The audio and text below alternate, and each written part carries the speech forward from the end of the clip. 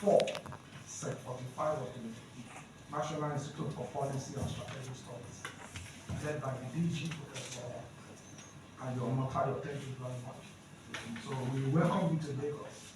I know that a lot of you have been to Lagos and so on, but it's good to come on this half of study because we believe that the sub-sovereign in our country is where we can actually make changes on the lives of people, meaning the states and of course the local government. So I think it's very gratifying. I see the list of the ministries that I've spoken to: science and technology, environment, energy, commerce, and almost all of them. I think it's important to say, and I see that you also be visiting Immortalized Mill. I don't know if you've gone there, or you've gone there, and you can see that it's a 32-ton per hour rice mill. As you know, we don't have enough paddy in Lagos, so we have to partner with Kebbi, Niger, Kano, and many other states, and of course some in the southeast. And we are getting lands in Ekiti.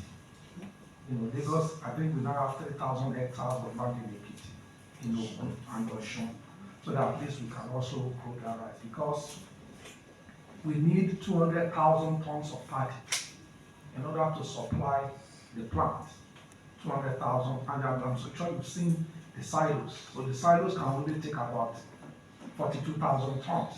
But the warehouse can take another 120,000 tons. So if we can continue to do that, interact with various states and get all these things, there is no reason why Nigeria should import rice.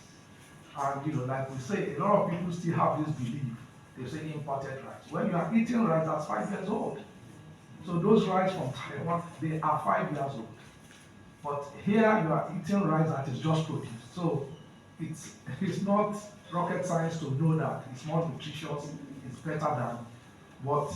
So I hope that when we all go back to our state of influence, we can actually push this narrative out there so that people understand that we must grow what we eat and we must eat what we grow, not to be, feeding other nations around the world and so on and so forth.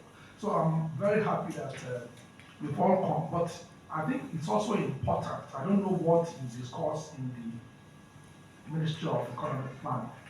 So because your theme, you said it's about climate change, industrialization, and of course energy security. You will notice that Mr. President just signed the decentralization of power. So I'm very proud to say that we push that very strongly in Lagos, because Lagos has 2 discos, and we are sort of lucky because those 2 discos, Eko disco and the Kenya disco, are exclusively for Lagos. So if disco, for example, crosses across many states, not just for your state.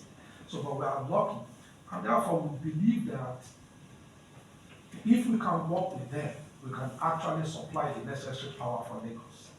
Unfortunately, when the privatization took place, the federal government took the money, but they alone don't hold what was power then.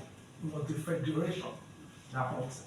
So the state government didn't get anything. And I know, as a matter of fact, that when we did the study, the amount of investment that Lagos, because we actually did the study, was in the billions, because we buy transformers, and the moment you inject it into that system, it becomes their property. And so that needs to be rewarded so that states can actually deliver power to their people.